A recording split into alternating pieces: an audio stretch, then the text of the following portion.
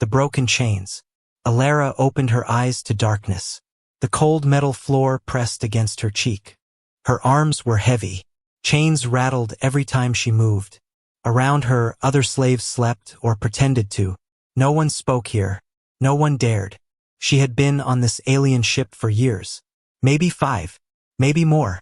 Time was hard to count in space. The aliens didn't care. They treated humans like animals, cleaning their waste, working in mines, carrying heavy crates. Some slaves died. Some disappeared. Alara had survived. But she was tired. Her body ached. Her heart was even more broken. Every night she dreamed of home, of her parents, of the stars above the green fields on her colony planet, and of one man, Riven. He was a young soldier when she last saw him. She was only 19. They had made a promise. If something ever happened, they would find each other. But that promise felt like a dream now. A small, forgotten dream in a sea of nightmares. A sharp light turned on. Doors opened. The aliens, tall, gray-skinned with glowing blue eyes, entered the room. Their voices were like metal grinding against stone. "New orders," one said. The slaves stood up slowly. Fear controlled them more than chains. Alara followed the group through narrow halls. They were taken to the work area again. She was told to scrub engines. The heat was strong. The smell of burning wires filled the air. Her hands were already covered in cuts. She worked without a word. She had learned that silence was safety. But then something strange happened. One of the guards' helmets sparked. The alien shouted and hit the wall. Lights flickered. A loud buzz echoed through the ship. Alara looked around quickly. The cameras had stopped moving. She reached under the engine and felt something small and cold. A metal cube. It was human tech. No doubt. She grabbed it and hid it inside her clothes. Her heart pounded. Back in her cell, she waited. No one noticed the missing object. No one searched her. As night came, she sat in the corner and finally looked at it. The cube was smooth, silver, with a small blue light on top. She pressed it. The light blinked. A voice came from the cube, low, warm, and human. "Alara, if you're hearing this, it means you're alive." She froze. That voice. It was real. It was his. "This is Riven. I'm coming for you." Tears filled her eyes. She pressed the cube closer to her ear. Continued. "I've been searching for you. The galaxy said you were dead. I didn't believe them. I never will. I found traces, old Earth tech. You left signs, even if you didn't know." Alara covered her mouth. Her body shook. She hadn't cried in years. Not even when her best friend died in front of her. But now she couldn't stop. "You're not alone anymore," the voice said. "This device is connected to my AI. It will guide you. Watch for the signs. When the time comes, run." The voice faded. The cube's light dimmed. Alara held it tightly. She was awake all night. Her mind raced. Was this a trick? A dream? Or was Riven truly alive? She remembered his face. His laugh. The way he looked at her before boarding that ship years ago. She remembered his promise. "I will always come back for you." No one had ever come back before. Slaves were forgotten. Lost. But maybe not this time. The next day, something else happened. The guards seemed nervous. One whispered to another. Something about a signal. A human ship seen nearby. Hope returned, sharp and dangerous. That night, the cube blinked again. A new message. "Alara, if you hear this, stay strong. The system will flicker 3 times. When it does, that's your signal. Run. I'll be waiting." She nodded to herself. 3 flickers. That was all she needed. For the first time in years, Alara didn't feel like a slave. She felt like a fighter. The cube blinked softly in Alara's hand. Once, then twice. She stared at it in the dark corner of her cold cell. No one else had noticed. The other slaves lay on the floor, silent and hopeless. But Alara was no longer like them. Not anymore. The cube's soft light pulsed again. She held her breath. Then, the voice returned. "Alara," the message said, calm and steady. "This is Riven. I'm closer now. The ship scanners won't detect me, but I've linked to the old security grid. I can see you. Her eyes widened. He could see her? She looked up at the corner. A cracked camera lens blinked weakly. That must be how. I've hidden the signal inside a power surge. When the lights flicker 3 times, the hallway door will unlock for 30 seconds. That's your window. Alara's heart beat faster. 30 seconds. That was all she would have to escape her cell. After that, the door would lock again and the aliens would know. You need to trust me, the voice continued. I promised I'd find you. She touched the cube gently. I trust you, she whispered. But another voice broke her focus. You talking to someone? A harsh voice whispered behind her. Alara turned quickly. It was Bex, a fellow human slave. She had deep scars on her face and cold, tired eyes. No, Alara lied, hiding the cube behind her. Bex stared at her for a long moment, then looked away. Don't get hopeful, she said. Hope kills faster than work here. Alara didn't answer. She couldn't. Her hands were still shaking. The next day was the same as always, heavy work in the lower decks. The smell of oil and burnt wires. Hot air. Cruel alien voices. But Alara felt different. She moved faster. She listened to everything. She looked for paths, exits, vents, dark corners. Something inside her had awakened. Something old and strong. Hope. That night, back in her cell, she waited. She didn't sleep. She barely blinked. The cube stayed hidden in her pocket, warm and alive. Then, just past the second sleep hour, the lights above flickered. Once, twice, 3 times. Her heart leaped. She grabbed the cube and ran to the cell door. Just as Riven had said, it slid open with a soft hiss. Cold air rushed in. Freedom. She looked back. The others were still sleeping, were too scared to move. Alara stepped into the hallway. She ran. The ship was massive, like a floating city. The walls pulsed with blue light. Pipes hissed steam. Strange alien creatures moved behind glass walls. Alara followed the voice from the cube. Turn left. Go down the stairs. There's a vent. Crawl through it now. She obeyed every word, running barefoot through the metal halls, her breath loud in her ears. Her legs ached, but she didn't stop. Alarms suddenly rang. They knew. Guards poured into the hallway behind her. One shouted in its alien tongue. Another fired a plasma weapon. It missed by inches. Alara dove into the vent Riven mentioned. She crawled fast, the cube guiding her. Almost there, the voice said. You're doing great. She smiled through the fear. His voice gave her strength. After crawling for what felt like forever, she dropped into a dark storage bay. A small service door opened across the room, and standing there was another human. He wore armor, black and silver, with a bright earth symbol on the chest. His face was hidden behind a helmet. He held out his hand. Alara? She froze. Her knees shook. Who are you? He removed his helmet. It was him, Riven.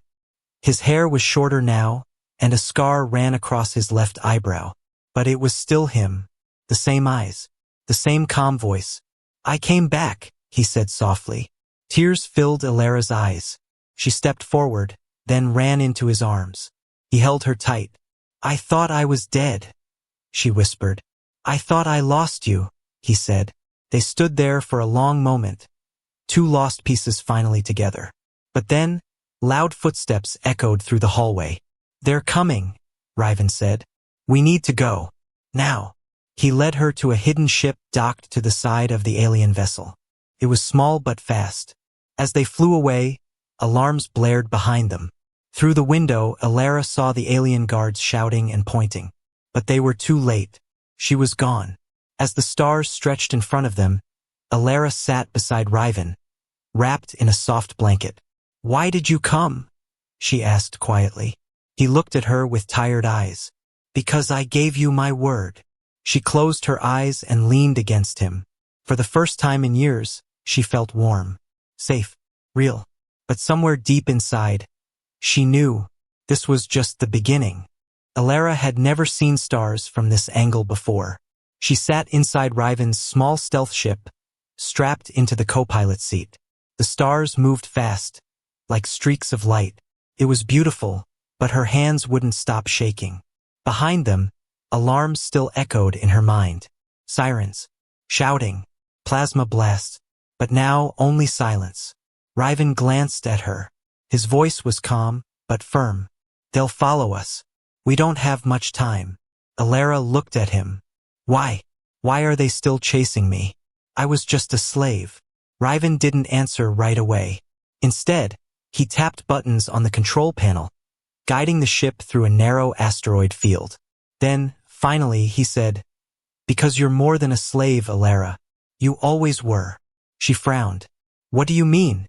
"You'll see soon. First, we survive." 30 minutes earlier, the alien guards stormed the lower decks. Doors slammed shut. Sirens lit the halls red. Orders barked in rough alien language. Alara and Riven had just embraced. But there was no time for emotions now. "This way," Riven said, taking her hand. He led her through hidden passageways under the ship's main structure, old maintenance tunnels, not even in the alien system's blueprints. Alara could barely keep up, but adrenaline pushed her forward. "What if they close the docking bay?" she asked, panting. "They will," Riven replied. "That's why we're not using the main bay." He stopped at a dead end. A blank wall. Alara's heart sank. "There's no door." Riven smiled slightly and pulled out a small black cube. He pressed it against the wall. A line of blue light scanned across. A soft click. The wall slid open. Behind it was a small hangar room, long forgotten, covered in dust. And inside it, a sleek black ship waited like a shadow. "You built that," Alara whispered. "I stole it," Riven said. "From them." They boarded quickly. The ship's AI lit up. "Welcome back, Commander Riven." Target lock disengaged. Cloak active. As Riven powered up the engines, the door behind them slammed open. A group of alien soldiers charged in, weapons raised. "Hold on," he shouted. Alara grabbed the nearest seat. The ship shook violently as Riven punched the controls. The stealth engine roared. Now back in present time. They were flying through deep space, away from the alien ship, but not yet safe. Riven checked the rear scanners. 2 ships are following us. Alara turned, fear rising again. "Can we outrun them?" "If we reach the gravity rift first, yes. If not..." He didn't finish the sentence. Alara leaned forward. "Let me help." "You don't have to." "I want to," she said. "I didn't survive all those years to die now." Riven nodded and slid a small navigation pad toward her. "Keep the course locked on this point," he said. "Watch for heat spikes in the engine. We go full power through the rift." As they flew toward the rift, a tear in spacetime, surrounded by floating debris, Alara watched the enemy ships closing in. Her fingers trembled over the controls, but she didn't blink. "Coming up on rift in 20 seconds, Riven said. Then, a warning beep. "They've fired," Alara shouted.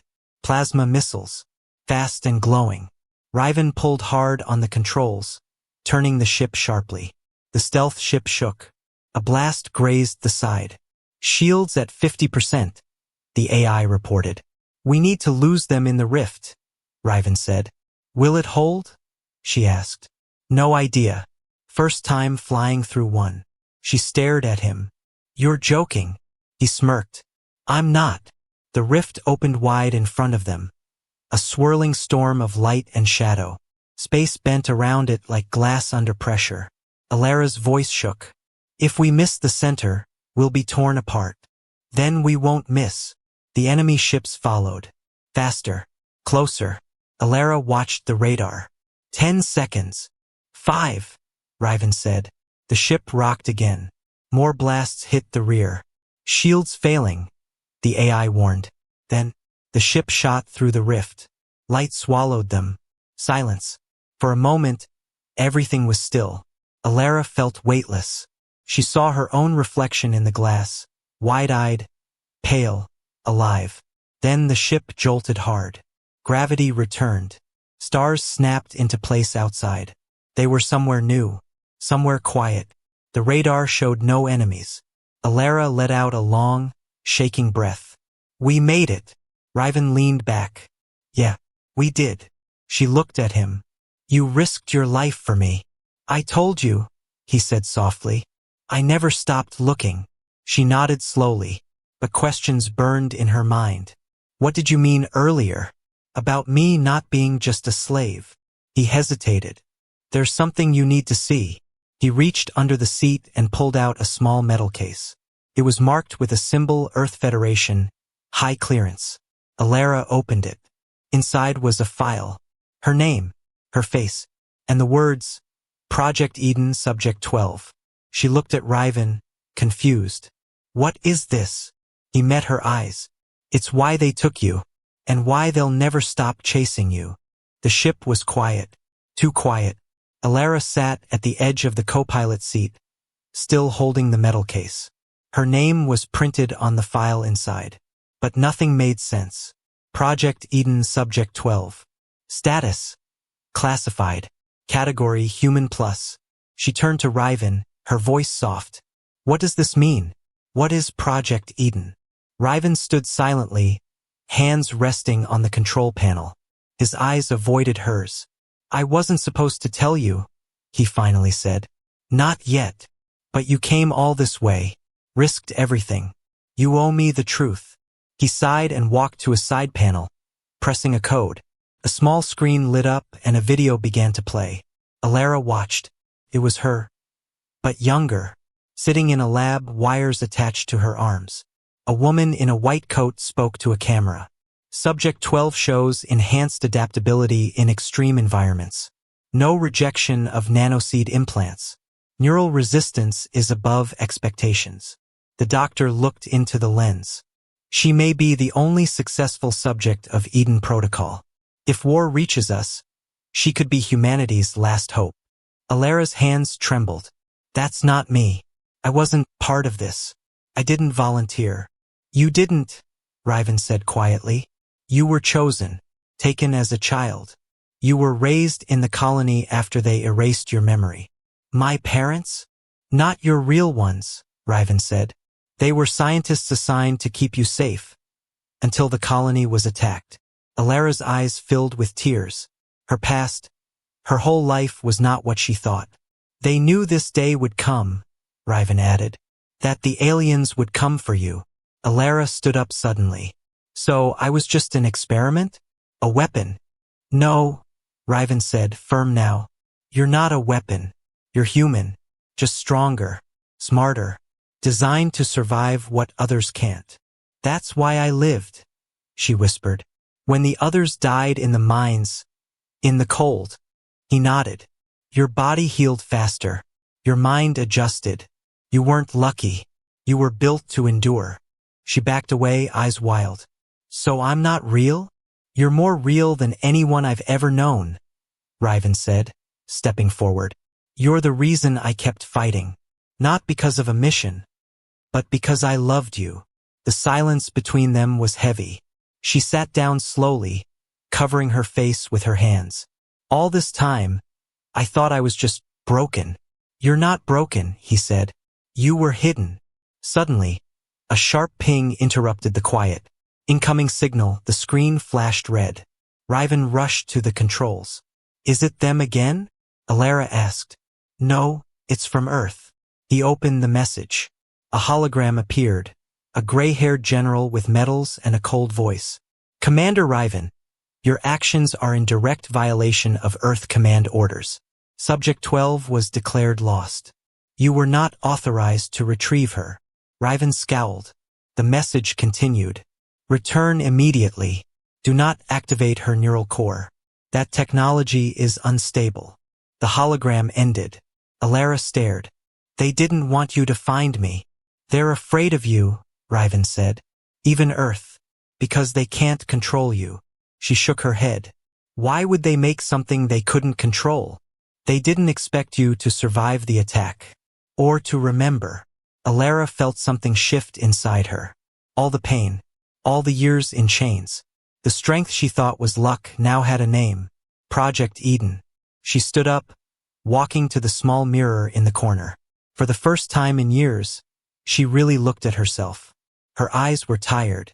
Her face was thinner, but she was still standing, still fighting. "I don't care what they built me for," she said. "I'm not their experiment. I'm not their property." Riven smiled. "Then who are you?" She turned, her voice clear. "I'm Alara. I survived slavery. I survived war. And now, I choose who I become." Suddenly, the radar lit up again. "Alert! Unidentified vessel approaching." Riven snapped into action. "That's not Earth. That's a Hunter-class alien cruiser."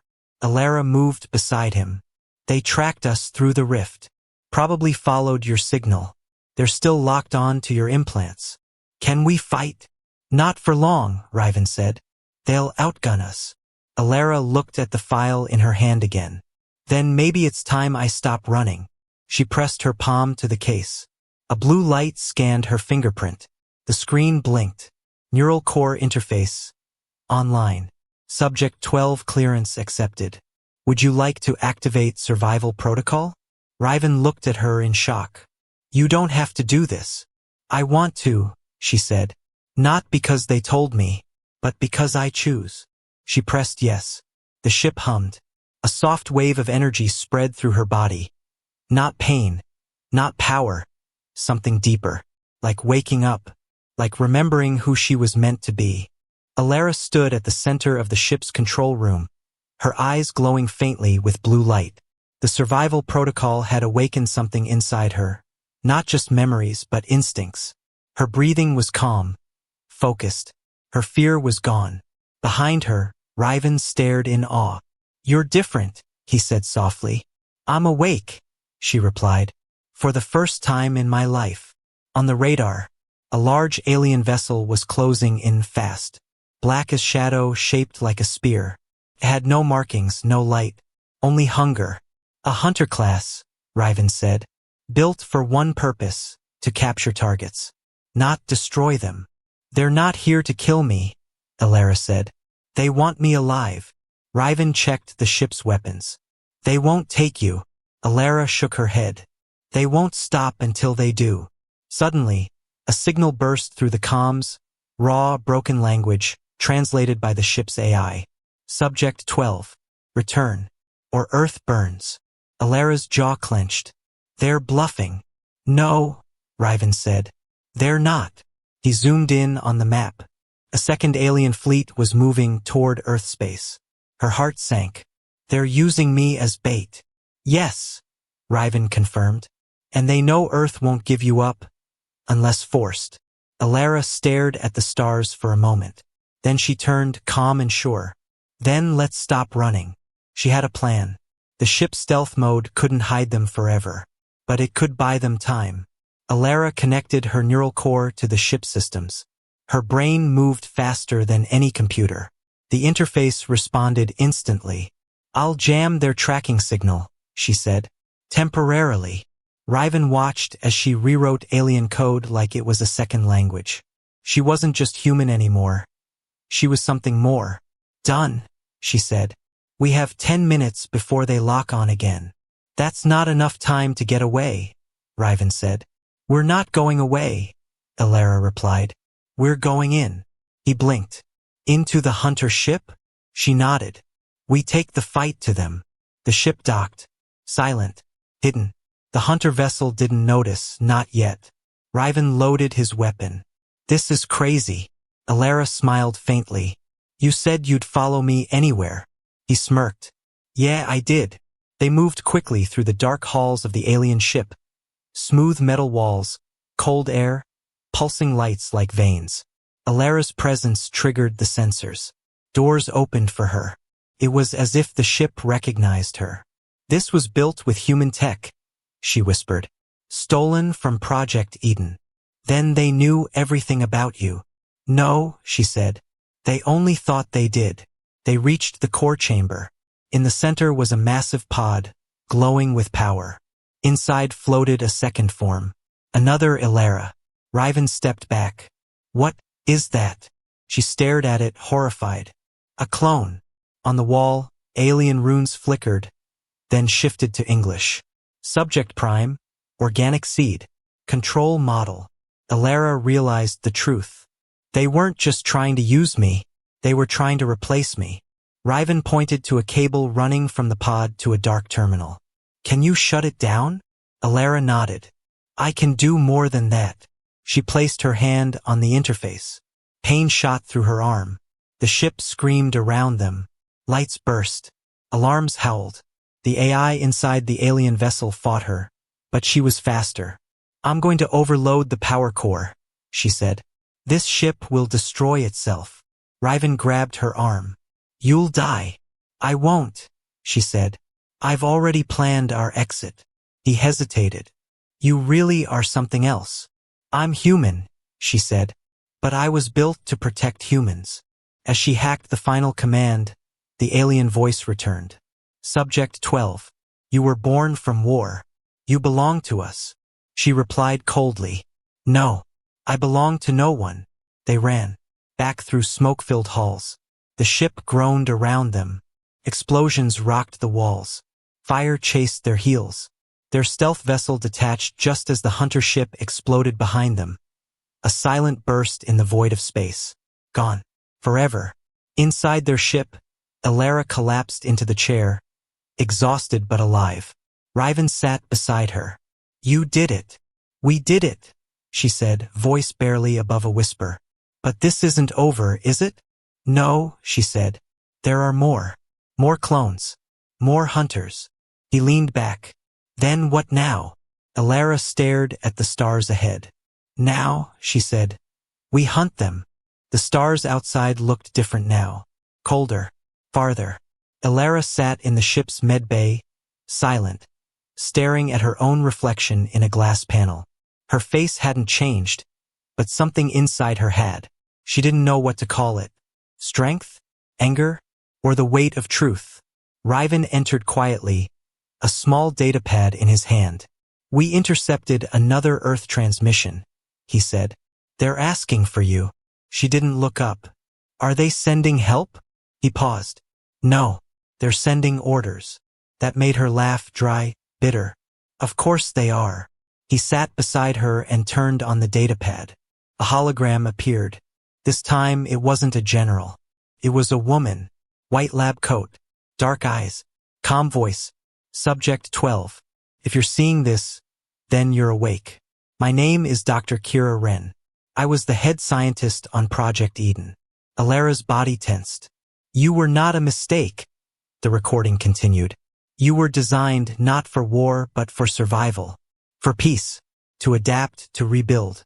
But we were wrong about one thing. Dr. Wren leaned closer to the camera. We thought we could control you. The message ended. Alara looked at Riven. That woman, I remember her. A face in a dream. She used to hum to me when I was small.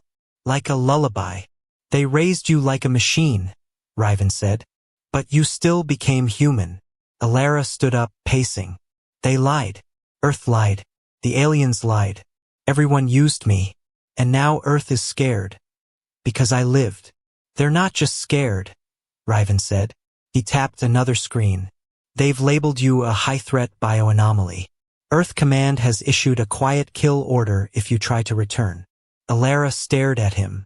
You're telling me, after all I've done, they still want me dead? He nodded once. They don't trust what they can't control. She walked to the center of the room, breathing heavily. So I'm not welcome on the planet I was built to protect. And I'm hunted by the aliens I escaped from. Then don't go back, Riven said. Make your own path. She looked at him. I don't want revenge. I want truth. He hesitated. There is one place. Her eyes narrowed. Where? A facility deep in the asteroid belt. Hidden. It's called Arc Zero. That's where the original Eden files were created, before the war, before the cloning. She nodded slowly. That's where this all started. And maybe, Riven said, where it can end. They changed course. 3 days later, the ship arrived at the edge of the belt. A jagged maze of rock and dust floating in blackness. Arc Zero was buried inside a massive asteroid, invisible to scanners. Only the neural core in Alara's body could unlock it. She approached the hidden entrance. As she stepped forward, the rock shifted. A silver gate slid open, welcoming her home, or into something worse. Inside, the air was dry, cold, silent. The walls were lined with screens, broken, flickering. Dead machines, empty labs, echoes of forgotten science. "This place is a graveyard," Riven whispered. "No," Alara said. "It's a mirror." She found the main server room, still active barely. She placed her hand on the core terminal. It scanned her DNA. Access granted. Subject: Prime Human plus Eden 12. Status: fully activated. Emotional independence 100%. Loyalty to Earth Command 0%. Riven raised an eyebrow. "That's blunt." Alara didn't smile. Data flowed across the screens. Thousands of files. Notes. Experiments. Names. Then she found it. A folder marked Project Afterlife. She opened it. Inside were files showing dozens, no, hundreds of clones. Some failed. Some were stored. Some were active. "They didn't just make one of me," she said, horrified. "They made an army. Where are they now?"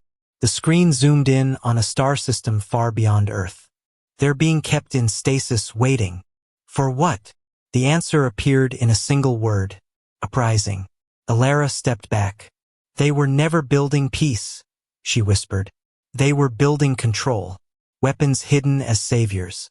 They were going to unleash us in a false war, to gain full control of Earth and beyond." Riven's voice was low. "They'll do it the moment they lose power. Or when someone like you shows the truth." Alara looked at him. "Then we show them." She turned toward the core terminal. "I'm going to send this truth to every system, every planet, every colony. No more lies." Riven stepped beside her. "You'll become a target." "I already am." She tapped one command. "Upload all. Broadcast wideband." No return. The system lit up. Data streamed into the galaxy like a flood of light. Images, files, proof of what Earth Command and the Eden Project had done. Truth unstoppable. Unfiltered. Somewhere across space, leaders began to panic. Others began to rise. And in the center of it all stood one woman. Once a slave, now a storm. The stars felt louder now. Across the galaxy, data pulses raced like electric storms, revealing secrets no one was meant to know. The truth of Project Eden, the cloning, the manipulation, the betrayal, the lie of peace, the weaponization of hope. Alara had sent it all. Now the galaxy was burning with questions. On a small moon orbiting a red dwarf star, Alara stood on a rocky cliff, watching ships scatter in the night sky. Civilizations were shifting, alliances cracking. The galaxy was waking up. Behind her, Riven approached, his boots crunching over stone. "They've called a summit," he said. "Earth Command, the colonies, even a few alien empires. Everyone wants answers." Alara didn't turn around. "What do they want from me?" "Some want to silence you. Some want to study you. Some," he paused, "want you to lead." She laughed softly, bitter and tired. "They built me to obey, then feared me when I didn't. Now they want me in charge." "You gave them something no one else could," he said. "The truth." She turned to face him. Her eyes had changed, no longer afraid, no longer soft. But not cruel either, just aware. "What do you think I should do?" Riven looked at her for a long moment. "I think you've already made your choice." 1 week later, a great gathering was held in orbit around a dead world. It was neutral ground. No flags, no weapons, just voices and eyes watching Alara. She stepped onto the platform in silence. 1,000 screens streamed her image to every system. She didn't wear armor, no crown, no uniform, just her scars and her voice. "I was born from lies," she began. "Built by scientists, trained by silence, shaped by pain. But I am not a weapon. I am a witness." People leaned in across the galaxy. "I was created by Earth, enslaved by aliens, betrayed by both. But I chose to survive, not because of programming, but because I believed humanity could still mean something." She paused, staring at the silent crowd. I don't want power. I don't want revenge. I want choice. For me. For every clone. For every enslaved mind. Every silenced voice. I choose to be free. And I choose to fight for the freedom of others. She stepped back. The crowd was silent at first. Then one person stood and clapped. Then another. Then thousands. Across systems, people rose to their feet. Alara didn't smile. She simply breathed. For once, without chains on her wrists or orders in her ears. Later that night, in the quiet of their ship, Riven poured her a cup of synth tea and sat beside her. You know this isn't over, he said. I know, she replied. They'll still come for you. Some will fear you. Some will try to use you. I'm ready. He looked at her gently. If you ever wanted to disappear, now's your chance. You could hide. Live. No more war. She looked out the window, stars burning endlessly ahead. Disappearing is easy, but I wasn't made to hide. I was made to survive. And now I choose to live. A new message flashed on the console. Transmission. Unknown colony requesting help. Keywords detected. Enslaved clones. Resistance. Outnumbered. Alara pressed the message. Read it. She stood up and looked at Riven. They need someone who understands. Someone like me. You sure? She nodded. If I don't go, who will? As the ship powered up, Riven smiled. You're not just human anymore, he said. No, she replied. But I am human enough to care. The ship launched quietly, like a ghost reborn in fire, heading toward danger, heading toward freedom. And as the stars stretched around her, Alara whispered one last word into the silence. Choice.